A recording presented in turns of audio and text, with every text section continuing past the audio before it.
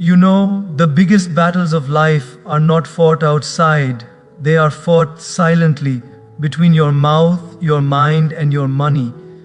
And if you stay with me till the end, especially the last two lessons, I promise you, your perspective on self control will never be the same again. Today, many of us feel tired without working too hard, stressed without real problems, confused even after having options. Why? Because we are intelligent, educated, ambitious, but undisciplined in small daily areas. And life is not destroyed by big mistakes. It is slowly leaked away by small, uncontrolled habits. We want peace, but our mouth speaks without awareness. We want focus, but our mind runs without direction. We want stability, but our money flows without responsibility. So today, let us walk through a journey, 7 connected lessons that move from awareness to discipline to mastery. And if you miss the last few lessons, you will miss the heart of transformation. Let us begin with something so ordinary that we overlook its power every single day: the way we speak. Words feel light, they leave our mouth in seconds, but their impact can last for years. Many people underestimate this because words do not look dangerous. There is no blood, no visible scar. But inside the heart, words can bruise deeply. I once met a young professional who told me, "I don't understand why my relationships keep falling apart. I'm honest. I say what I feel." And I gently asked him, "Have you ever considered how you say what you say?" He went silent. Because most damage is not caused by what is said, but by when it is said, how it is said, and why it is said. Your mouth is not just for expressing thoughts, it is a powerful instrument. Used wisely, it can heal. Used carelessly, it can destroy trust that took years to build. Think about it. How many arguments began with a sentence that could have been paused for just 5 seconds? How many regrets started with, "I didn't mean to say that"? We often justify careless speech by calling it honesty. But honesty without empathy is not virtue, it is ego. True maturity is not saying everything you think, it is knowing what deserves to be spoken and what deserves to be released silently. A disciplined mouth does not mean suppressing yourself, it means understanding timing. There is a time to speak, and there is a time to stay quiet. Silence is not weakness. Silence is often wisdom taking a breath. In families, a single harsh sentence spoken in anger can echo for decades. Parents don't realize that children don't forget tone, they carry it into adulthood. Spouses don't separate because of one big betrayal, they separate because of hundreds of small verbal cuts that were never healed. Friendships don't end overnight, they fade when respect is slowly eroded by careless words. Before speaking, ask yourself 3 questions. Is it true? Is it necessary? Is it kind? If it is true but not kind, pause. If it is kind but not necessary, wait. If it is necessary but not true, remain silent. This small awareness can save you from lifelong regret. Many people speak impulsively because they believe expression equals freedom. But real freedom comes from choice. When you can choose not to react, you are powerful. When your mouth reacts automatically to every emotion, you are controlled by your impulses. Notice the people you admire most: calm leaders, wise elders, grounded individuals. They do not speak excessively. When they speak, people listen. Why? Because their words carry weight. Scarcity creates value, even in speech. Every word you speak is an energy you release into the world. It comes back multiplied. Speak anger, and anger returns. Speak encouragement, and encouragement finds you in unexpected ways. Speak gossip, and confusion surrounds you. Speak gratitude, and peace follows you quietly. Controlling your mouth is not about becoming silent forever, it is about becoming intentional. Speak when your words can uplift, clarify, or heal. Hold back when your words are driven by ego, frustration, or the desire to win an argument. Remember, you don't have to attend every argument you're invited to. You don't have to respond to every provocation. You don't have to explain yourself to everyone. Peace is far more valuable than being right. And here is the deeper truth. The mouth is only the messenger. When speech becomes gentle, it is a sign that awareness is growing within. When words slow down, wisdom is waking up. If you can learn to pause before you speak, life begins to pause before it hurts you.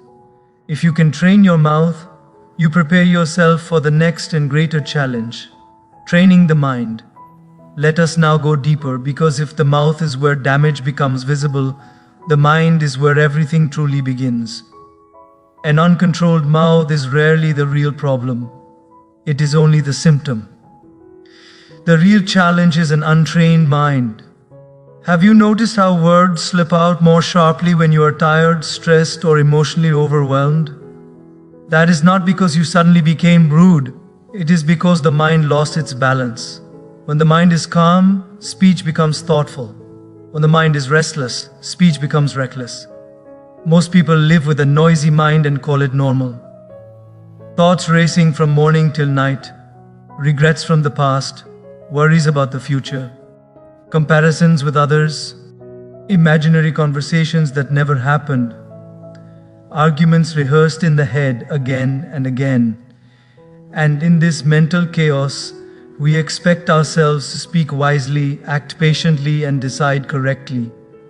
That expectation itself is unfair. The mind is like a restless child. If it is not trained, it will run in every direction. And when the mind runs, it drags your emotions, words, and actions along with it.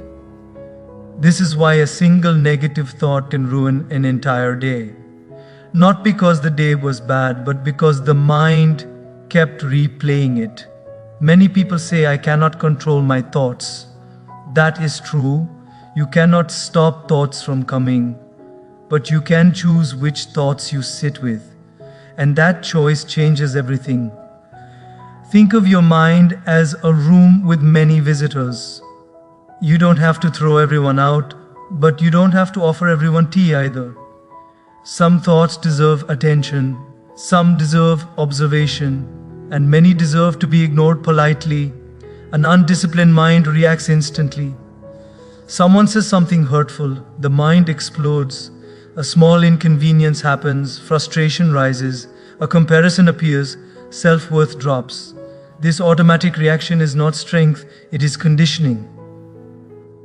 Training the mind begins with awareness, the simple ability to notice something is happening inside me. That pause between stimulus and response is where freedom lives. That pause is where growth begins. When you start observing your thoughts instead of drowning in them, something magical happens. You realize, I am not my thoughts. I am the one watching them.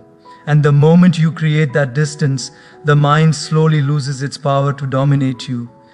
Many people think peace comes from changing situations.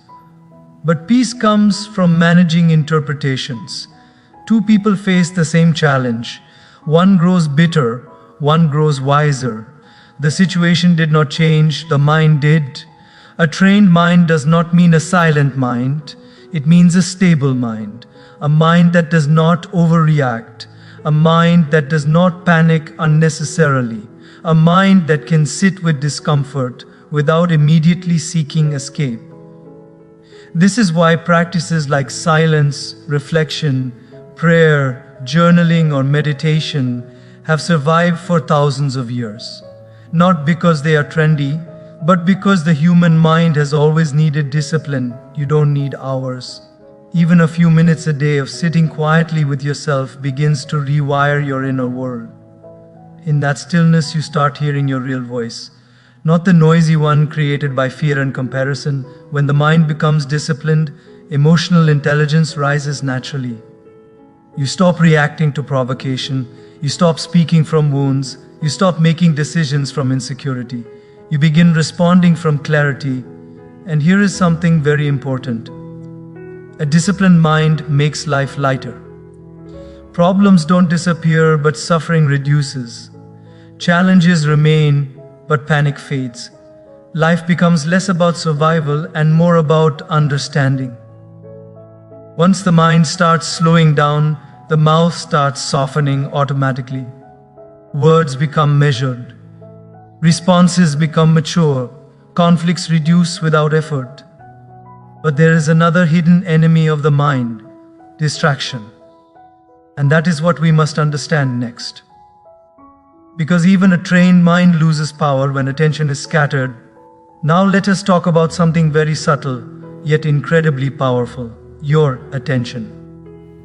Because even a calm mind can slowly lose direction if attention is scattered. And today, distraction is not an accident, it is a lifestyle. Most people don't realize this, but your attention is your most valuable currency. You can earn more money, you can gain more knowledge, but you cannot get back wasted attention. Wherever your attention goes repeatedly, your life quietly follows. Look at how we live today: physically present, mentally elsewhere. Eating food while scrolling, talking to loved ones while thinking about notifications, working while worrying about results, resting while feeling guilty. The mind is everywhere except where the body is. And then we wonder why life feels exhausting even when we haven't done much. A scattered mind creates a scattered life. Not because the person lacks ability, but because energy is leaking in too many directions. Imagine sunlight passing through a magnifying glass. When focused, it can light a fire. When scattered, it only produces warmth, never transformation. Most people don't lack talent, they lack focus. We often say, "I don't have time." But the deeper truth is, I don't protect my attention. Hours disappear without memory. Days blur without meaning. Weeks pass without growth. Not because life is fast, but because attention is fragmented. Every app you open, every unnecessary conversation, every mindless scroll, it quietly trains your brain to crave novelty, not depth. And depth is where fulfillment lives. A distracted mind cannot experience joy fully. Even happy moments feel incomplete because part of the mind is already somewhere else. That is why people feel empty even after achieving goals they once dreamed of. The goal arrived, but attention was never present to receive it. Training attention is not about becoming rigid or extreme. It is about becoming intentional. Asking yourself, is this worthy of my time right now? Not everything deserves access to your mind. When attention becomes intentional, clarity emerges. You start finishing what you begin. You start listening deeply instead of waiting to respond. You start working with presence instead of pressure. Have you noticed how calm people move slower yet accomplish more? That is the power of directed attention. They are not rushing mentally, they are fully where they are. One simple practice can change everything. Do one thing at a time. When you eat, just eat. When you speak, just speak. When you work, just work. At first, the mind will resist. It has been trained to multitask. But multitasking is not efficiency. It is mental fragmentation. Presence feels uncomfortable initially because it removes escape routes. But once you settle into it, life starts feeling richer. Ordinary moments begin to feel meaningful again. Another powerful shift happens when you reduce unnecessary input. Not everything needs to be consumed. Not every opinion needs to be heard. Not every update needs your reaction. Silence is not emptiness, it is nourishment for attention. Protecting attention also means learning to say no to distractions, to constant availability, to overcommitment. Every yes to something unimportant is a no to something meaningful.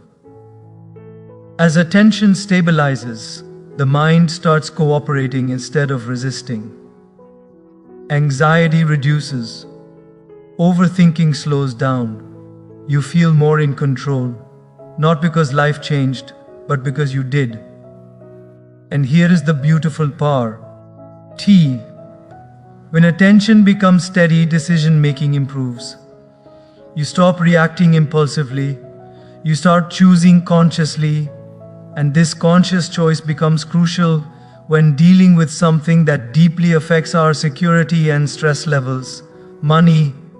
Because money, handled without awareness, can undo all inner work. So now, let us move to the next step, something many people misunderstand: how money behaves in your life. If you think money will solve inner chaos, stay with me, because what comes next may completely change how you see success. Now let us gently bring awareness to something that quietly influences our peace more than we admit: money.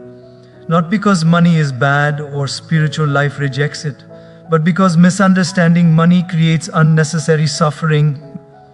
Many people believe money will fix what they feel is missing inside. They think, if I earn more, I'll relax. If I reach that number, I'll finally be happy. If I become financially secure, my worries will disappear. But look carefully at the world. Some of the most anxious people are also the most financially successful. Money is not a solution. Money is a magnifier. It amplifies who you already are.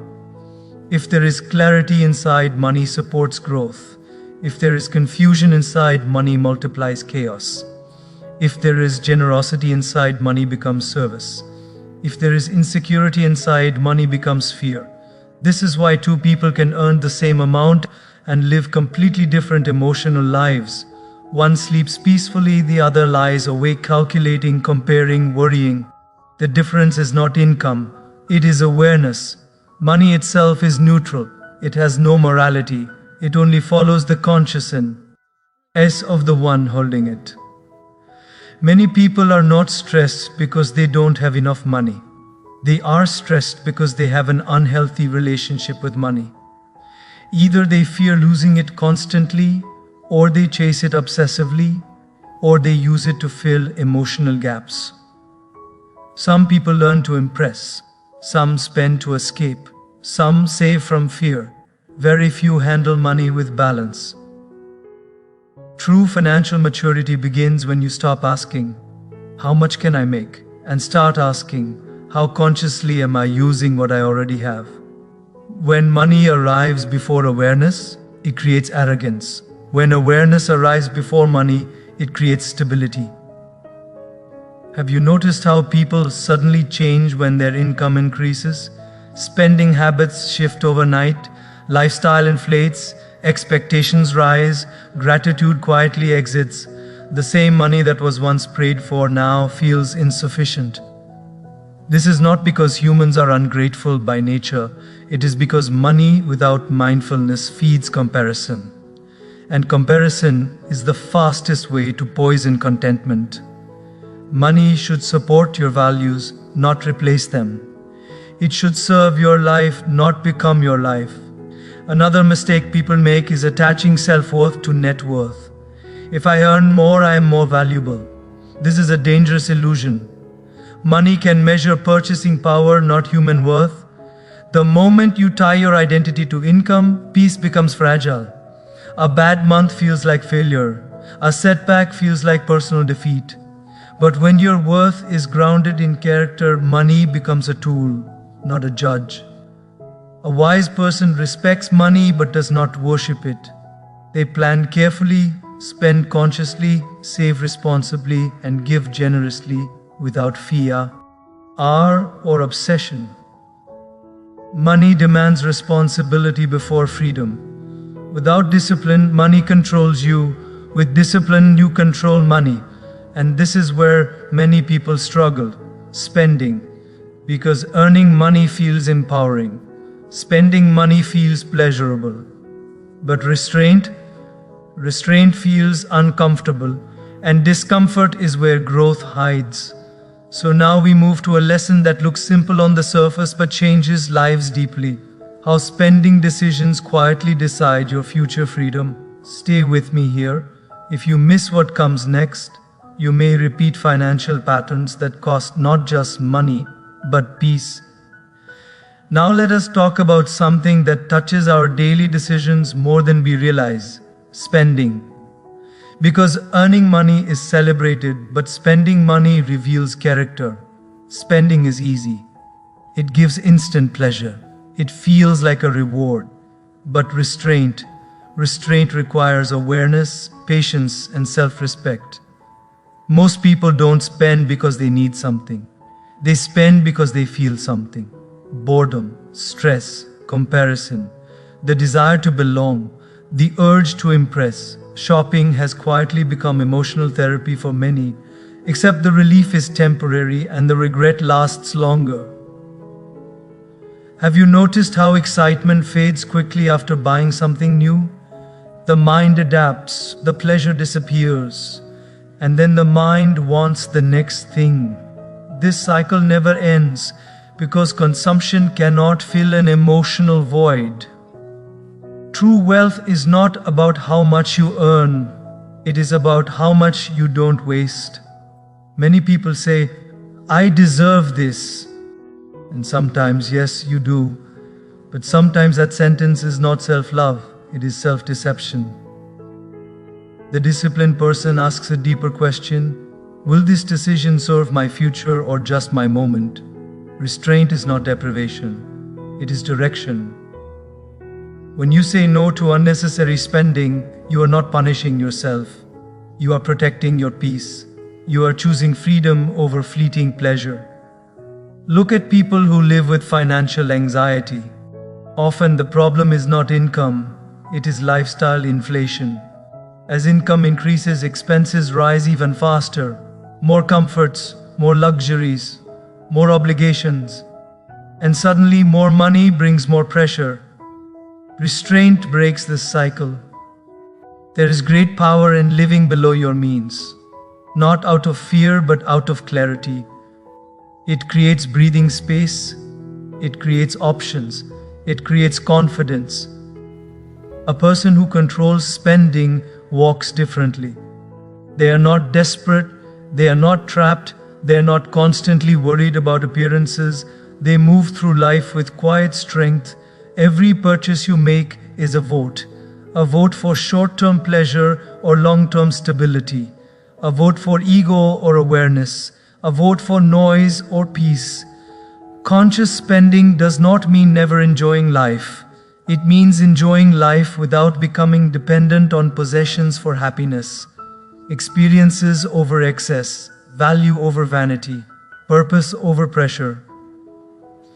One powerful habit is delaying purchases, not denying, delaying. Give your mind time to cool down. Often, desire fades when emotion settles. What remains is clarity. Another habit is tracking spending, not obsessively, honestly. Awareness alone reduces unnecessary behavior. When you see where money flows, control natural lie increases. And here is something very important. Restraint builds self-trust. When you keep promises to yourself, confidence grows. You stop feeling out of control. You start feeling capable. Money saved is not just money stored. It is stress avoided. It is choices preserved. It is sleep protected. But restraint alone is not enough, because discipline must not feel like punishment. Otherwise, it breaks under pressure. So now we move to something deeper. The true meaning of discipline, not as force, but as love. Because unless discipline is rooted in care, it will never last. Stay with me. What comes next ties everything together. Now let us understand discipline in its true form, because many people misunderstand it completely. They think discipline is harsh. They think it is restrictive. They think it takes away joy. But real discipline is not cruelty. It is compassion directed toward your future self. Discipline is self-love with foresight. When you wake up on time, you are not being strict. You are being kind to your energy. When you control your words, you are not suppressing yourself. You are protecting relationships. When you manage your money, you are not limiting life. You are securing freedom. The undisciplined life feels free in the moment, but heavy in the long run. The disciplined life feels uncomfortable at first, but lighter with time. Most people chase motivation. They'd wait to feel inspired before acting. But motivation is emotional. It rises and falls. Discipline is commitment. It stays even when emotions fluctuate. A disciplined person does not ask, "What do I feel like doing today?" They ask, "What kind of person do I want to become?" Discipline bridges the gap between intention and identity. Think about a child. A loving parent sets boundaries, not to restrict the child, but to protect and guide them. In the same way, discipline is the boundary you lovingly set for yourself. Without discipline, freedom becomes chaos. With discipline, freedom becomes sustainable. Many people sabotage themselves because they treat discipline like punishment. They push too hard, burn out, then quit. Real discipline is gentle but consistent. It is not about extreme control. It is about daily alignment. Small promises kept consistently are more powerful than big promises broken repeatedly. When discipline comes from love, it does not feel like sacrifice. It feels like dignity. You stop negotiating with your values. You stop betraying your own plans. You start trusting yourself. This trust changes everything. You walk with confidence not because life is perfect, but because you know you will handle it wisely. You stop fearing setbacks because discipline gives resilience. And here is the hidden gift of discipline: peace. A disciplined life has fewer regrets, fewer emergencies, fewer apologies, not because mistakes disappear, but because awareness increases. Discipline simplifies life. Decisions become easier. Habits stabilize. Energy is conserved. When your mouth is disciplined, relationships feel safe. When your mind is disciplined, thoughts feel calm. When your money is disciplined, the future feels secure. But there is one final truth we must understand. Discipline alone is not mastery. Discipline is the path. Mastery is the destination. And mastery looks very different from what the world celebrates. So now, let us step into the inner realization, the quiet truth about mastering life. This is the heart of the journey. Do not miss this. Now we arrive at the final realization, the one that quietly transforms everything without making noise. Mastery is not dramatic. It does not announce itself. It does not seek applause. True mastery is subtle, consistent, and deeply internal. The world often celebrates loud success, fast growth, big achievements, visible wins. But inner mastery grows silently. It shows in how you respond when things don't go your way. It shows in how you treat people when no one is watching. It shows in how you manage yourself when life becomes uncertain. A mastered life is not a perfect life. Problems still come, challenges still appear. But the difference is this: they no longer shake your foundation. When your mouth is mastered, you don't react impulsively. You pause, you listen, you respond with awareness.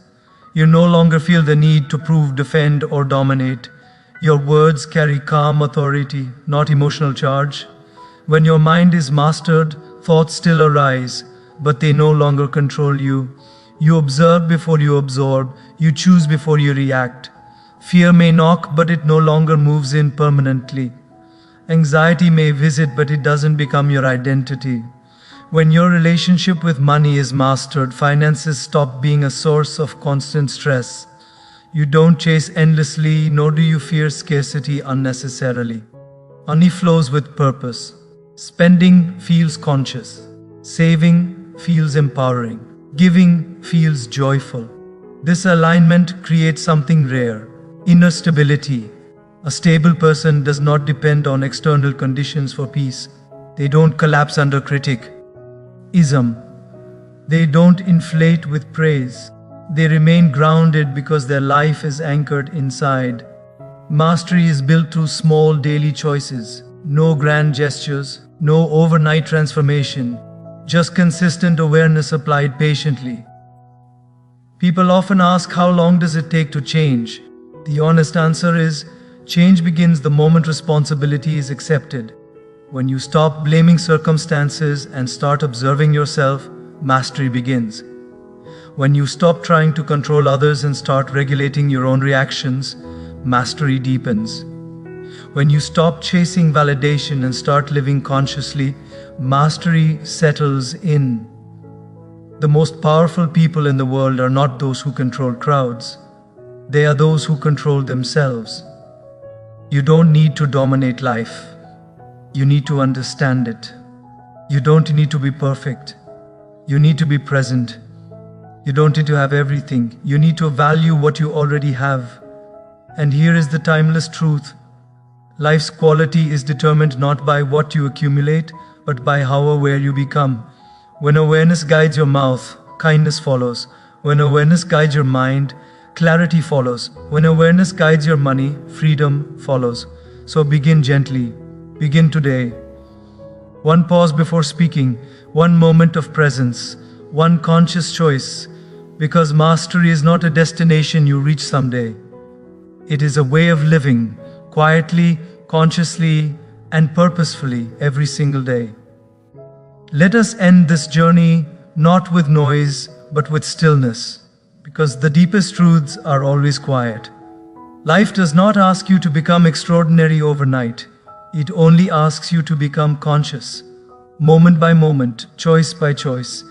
You don't need to control the whole world to master your life. You only need to take responsibility for the small inner spaces where life actually happens. When you control your mouth, you stop spreading wounds and start spreading peace. When you control your mind, you stop fighting reality, start flowing with wisdom. When you control your money, you stop chasing security outside, start building freedom within. This is not about becoming rigid. This is about becoming rooted. A rooted person does not shake easily. They bend, but they do not break. They face storms, but they do not lose direction. Remember, discipline is not about denying yourself joy. It is about choosing a deeper joy over a temporary thrill. It is about respecting tomorrow enough to act wisely today. The world will always offer distractions. Your ego will always demand expression. Your desires will always ask for more. But peace comes when awareness leads. When you pause before you speak, you invite wisdom. When you observe before you react, you invite growth. When you think before you spend, you invite freedom. And somewhere along this path, something beautiful happens.